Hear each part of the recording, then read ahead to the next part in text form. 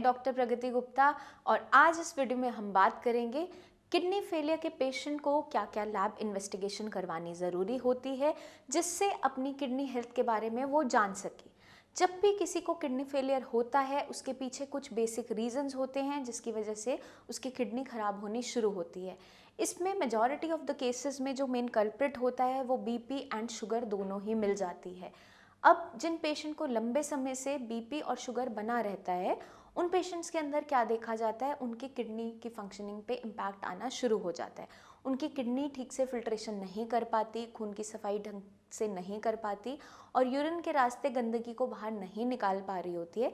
इसी की वजह से जो जितने भी टॉक्सिन्स हैं बॉडी के अंदर, जो क्रिटिनिन है, यूरिया है, वो सारे के सारे ब्लड के अंदर स्टोर होने शुरू हो जाते हैं और आपके लेवल्स बढ़ने शुरू हो जाते हैं।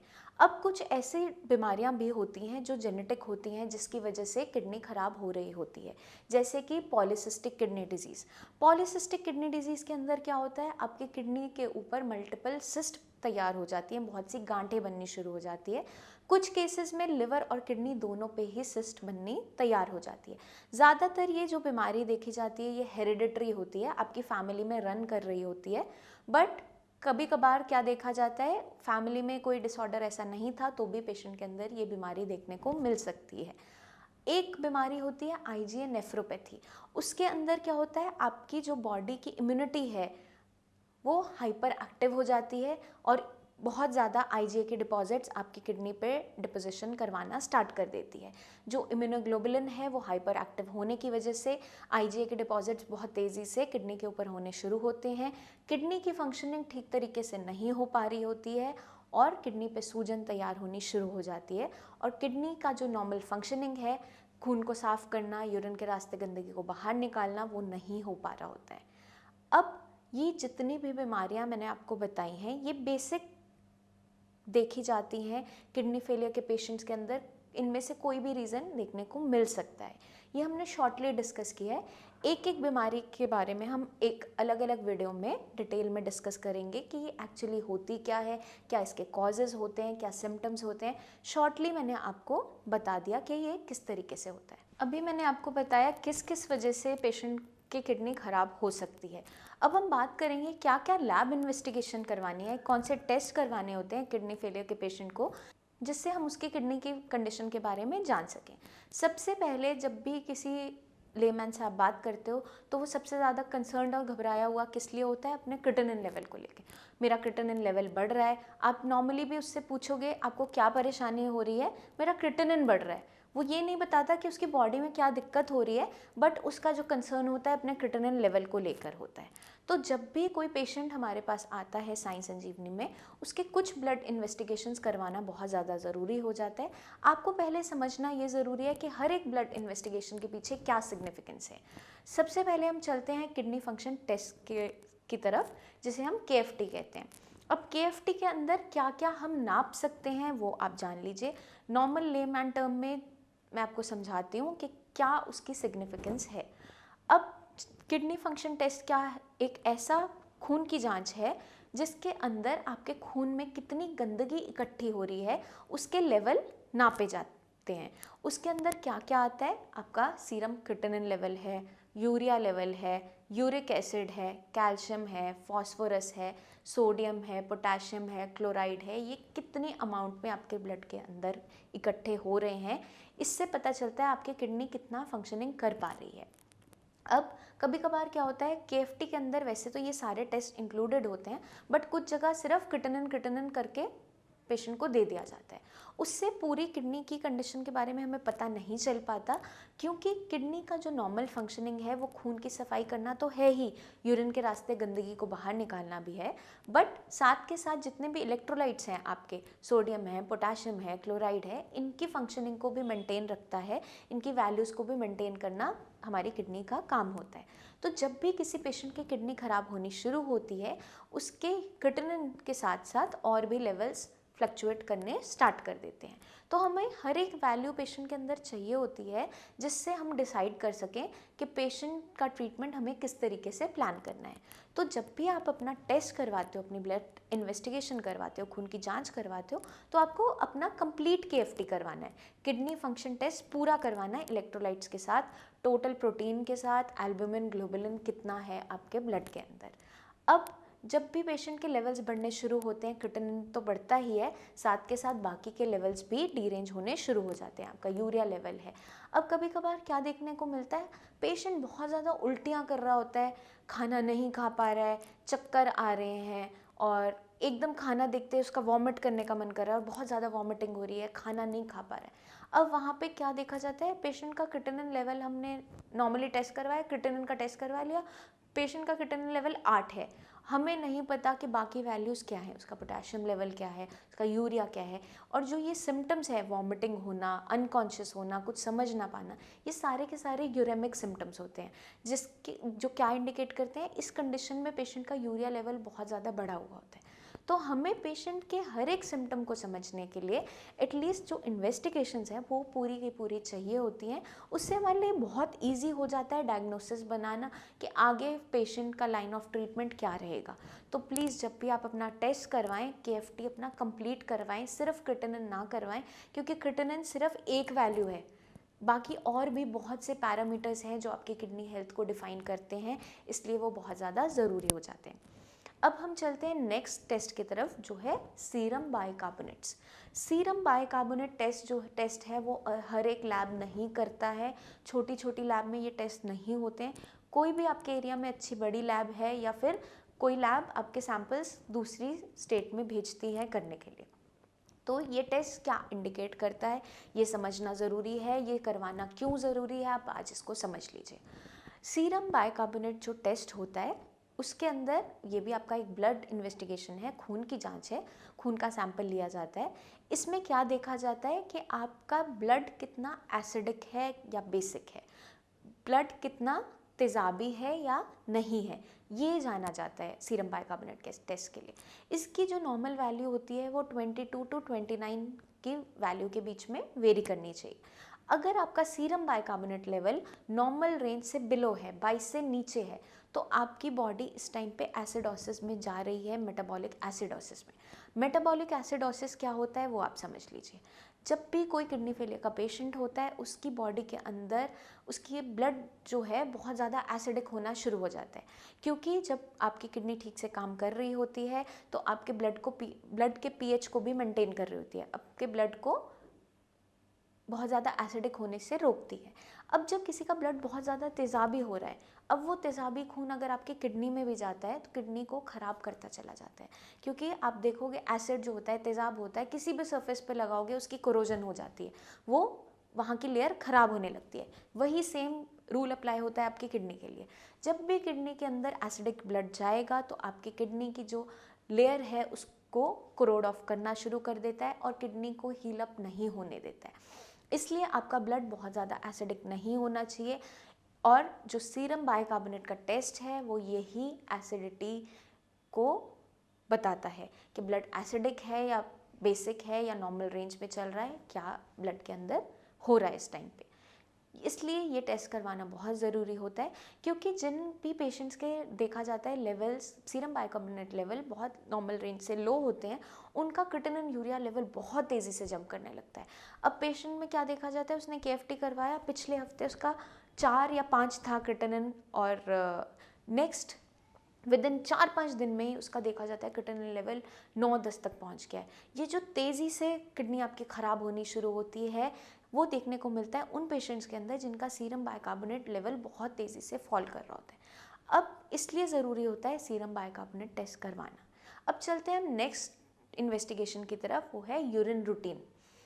यूरिन रूटीन के अंदर क्या पता चलता है कि आपके पेशाब के अंदर कोई प्रोटीन लॉस तो नहीं हो रहा है, कोई ग्लूकोज तो नहीं जा रहा है, शुगर तो नहीं निकल रही है पेशाब के रास्ते, या फिर कोई इन्फेक्शन तो नहीं है। तो ये टेस्ट करवाना हर बार ज़रूरी इसलिए हो जाता है कि आपकी जो किडनी है वो अब स्टेबल कंडीशन में है या नहीं है। अगर आपका जैसे जैसे आप ट्रीटमेंट के साथ फर्दर कंटिन्यू करते जाते हो, आपका जो प्रोटीन लॉस था इनिशियली 3+ था, नेक्स्ट रिपोर्ट में आप करवाओगे 2+ हुआ, 1+ हुआ, फिर नील हो गया, तो आपको एक उम्मीद जगती है कि मेरी किडनी ठीक हो रही है। सिर्फ क्रिएटिनिन से आपने अपनी किडनी हेल्थ को जज नहीं करना है, हर एक पैरामीटर हमारे लिए ज़रूरी होता है। यूरिन प्रोटीन का क्या सिग्निफिकेंस है उसको आप समझ लीजिए। जब भी आपके यूरिन के अंदर प्रोटीन आना बंद हो जाता है, मतलब किडनी आपकी एक स्टेबल पोजीशन में आ गई है, उसको फर्दर नुकसान नहीं हो रहा है। क्योंकि नॉर्मली जब किडनी ठीक कंडीशन में होती है, हेल्दी कंडीशन में होती है, तो वो प्रोटीन को यूरिन के रास्ते बाहर नहीं निकाल रही होती है, वो प्रोटीन को बॉडी के अंदर ही एब्जॉर्ब कर रही होती है। अब जब किडनी पे लोड आया किसी भी वजह से, हाई बीपी की वजह से, हाई शुगर लेवल की वजह से, या किसी भी जेनेटिक डिसऑर्डर की वजह से किडनी पे खराबी हो गई, उसकी फिल्ट्रेशन नहीं हो पा रही है, खून की सफाई ठीक से नहीं कर पा रही है, तो देखा क्या जाता है, यूरिन के रास्ते प्रोटीन बाहर गिराना शुरू कर देती है। जब हम साई संजीवनी में ट्रीटमेंट आपका स्टार्ट करवाते हैं, तो ये जो बेसिक टेस्ट हैं जो आपको मैंने बताया, आपका KFT complete, serum bicarbonate, urine routine, ये करवाना बहुत ज़्यादा ज़रूरी हो जाता है। अब हम चलते हैं कुछ और इन्वेस्टिगेशंस की तरफ, जो है आपका ultrasound whole abdomen. Ultrasound whole abdomen क्या इंडिकेट करता है उसको आप समझ लीजिए। अल्ट्रासाउंड के अंदर क्या होता है कि हम इंटरनली ऑर्गन्स की क्या अनाटमी है, क्या उसके अंदर हो रहा है, उसका साइज़ क्या है, उसको जज कर पाते हैं। कोई आपके लिवर पे सिस्ट तो नहीं है, किडनी पे सिस्ट तो नहीं है, दोनों किडनी का साइज़ क्या है, वो सारा का सारा उसमें पता चल जाता है। उसकी फंक्शनिंग कितनी हो पा रही है, उसका फिल्ट्रेशन वो कितने हद तक कर पा रही है, इसके बारे में हम जान पाते हैं उसकी फंक्शनिंग को समझते हुए। तो हमें क्या देखना होता है, अगर किसी पेशेंट का बहुत लंबे टाइम से हाई बीपी रहता था, हमारे लिए डायग्नोसिस बनाना बहुत इजी हो जाता है अल्ट्रासाउंड भी साथ में देखते हुए। उस पेशेंट के अंदर ज़्यादातर क्या देखने को मिलता है, किडनी का साइज़ छोटा हो जाता है, किडनी में श्रिंकेज देखने को मिल जाती है। अब जो पेशेंट पॉलीसिस्टिक किडनी के होते हैं, उनका डायग्नोसिस तो क्लियर एंड कट बनता ही अल्ट्रासाउंड पे है, क्योंकि सिस्ट किडनी पे बनी हुई है, वो कोई भी ब्लड इन्वेस्टिगेशन नहीं बता पाती, खून की जांच में नहीं पता चलता कि उसकी किडनी के ऊपर मल्टीपल सिस्ट है। तो हमें इलाज उस तरीके से करना होता है, इसलिए डायग्नोसिस बनाना बहुत ईजी हो जाता है, क्योंकि अल्ट्रासाउंड की रिपोर्ट में वो नज़र आ जाता है। और साथ के साथ आपका अगर पेशेंट को IgA नेफ्रोपैथी है, तो उसका एक कन्फर्मेटरी टेस्ट जो होता है वो रीनल बायोप्सी है, किडनी का बायोप्सी है। अब पेशेंट का हमें पता नहीं चल रहा, एज उसकी 22 साल है, बीपी बहुत ज़्यादा बढ़ रहा है, पेशाब के रास्ते बहुत प्रोटीन जा रहा है, अल्ट्रासाउंड करवाओगे उसमें कुछ नहीं आएगा, किडनी का साइज़ भी ठीक आ रहा है, कोई फ़र्क नज़र नहीं आ रहा है ज़्यादा, तो उस केस में हम रीनल बायोप्सी करवाते हैं, किडनी बायोप्सी करवाते हैं। उसमें छोटा सा टिश्यू लिया जाता है किडनी का, उसकी स्टडी की जाती है, उस टिश्यू के अंदर क्या देखने को मिल रहा है, कोई ट्यूबुलर इंजरी तो नहीं है, और कोई स्क्लेरोसिस तो नहीं है, फाइब्रोसिस तो नहीं है, वहाँ का टिश्यू हार्ड तो नहीं हो रहा है, वो सब पता चलता है हमें किडनी बायोप्सी के अंदर। कोई IgA के डिपॉजिट तो नहीं है, वो सारा का सारा जो क्लियर कट आपका डायग्नोसिस बनता है वो एक किडनी बायोप्सी के साथ बन जाता है। किडनी बायोप्सी उस कंडीशन में नहीं की जाती जहाँ पे पेशेंट का बीपी बहुत ज़्यादा शूट अप कर रहा होता है या किडनी के अंदर श्रिंकेज होती है, वहाँ पे टिश्यू लेने का कोई यूज़ नहीं रह जाता है। तो मैंने अभी आपको बताई हैं कुछ ब्लड इन्वेस्टिगेशंस, अल्ट्रासाउंड और यूरिन का टेस्ट जो किडनी फेलियर के पेशेंट में डायग्नोसिस बनाने में मदद कर देता है। एक थायराइड प्रोफाइल का टेस्ट करवाना किडनी फेलियर के पेशेंट में बहुत ज़्यादा इंपॉर्टेंट होता है। वो क्यों होता है आप समझ लीजिए। जब भी किसी पेशेंट को किडनी फेलियर होना स्टार्ट होता है या किडनी फेलियर का वो पेशेंट है, उनकी बॉडी में कुछ चेंजेस आ रहे होते हैं। यूरिन के रास्ते प्रोटीन बहुत ज़्यादा लीक हो रहा होता है और बॉडी में हम प्रोटीन की अमाउंट ज़्यादा इनटेक नहीं करवा रहे होते हैं कि आपका क्रिएटिनिन लेवल बढ़ ना जाए। उसकी वजह से क्या होता है, उसके ब्लड के अंदर जो प्रोटीन है वो बहुत ज़्यादा कम होने लगता है। Total protein, serum albumin, globulin के लेवल्स डाउन होने शुरू होते हैं। अब पेशेंट में क्या देखने को मिलता है, जिन भी पेशेंट को थायराइड डिजीज़ होता है, हाइपोथायराइडिज्म है, उसके अंदर क्या देखने को मिलता है, प्रोटीन का मेटाबॉलिज्म हैम्पर हो जाता है। थायराइड एक बहुत ही इम्पॉर्टेंट छोटा सा एंडोक्राइन ऑर्गन है जो पूरी बॉडी की मेटाबॉलिज्म को संभालता है। हमें लगता है बहुत एक छोटा सा थ्रोट में ऑर्गन है, बट उसका बहुत मेजर रोल है आपकी बॉडी की मेटाबॉलिज्म को मेंटेन करने में। तो जिन भी पेशेंट को थायराइड की दिक्कत रहती है उनके अंदर क्या देखने को मिलता है, उनकी प्रोटीन की जो मेटाबॉलिज्म है वो हैम्पर हो जाती है, और पेशेंट ऑलरेडी CKD का पेशेंट है, किडनी फेलियर का पेशेंट है, उसमें प्रोटीन लॉस वैसे ही हो रहा है, प्रोटीन बॉडी में पूरा नहीं हो पा रहा है। तो वहाँ पे एक थायराइड का टेस्ट करवाना ज़रूरी होता है, वो जज करना ज़रूरी होता है कि स्वेलिंग जो उसकी बॉडी में डेवलप हो रही है, जो उसका एल्बुमिन नॉर्मल रेंज से बिलो जा रहा है, बॉडी में प्रोटीन खिलाने के बावजूद भी प्रोटीन नहीं टिक पा रहा है, वो किस वजह से हो रहा है। तो इसके लिए थायराइड प्रोफाइल का टेस्ट करवाना ज़रूरी होता है। ये भी एक आपकी ब्लड इन्वेस्टिगेशन होती है।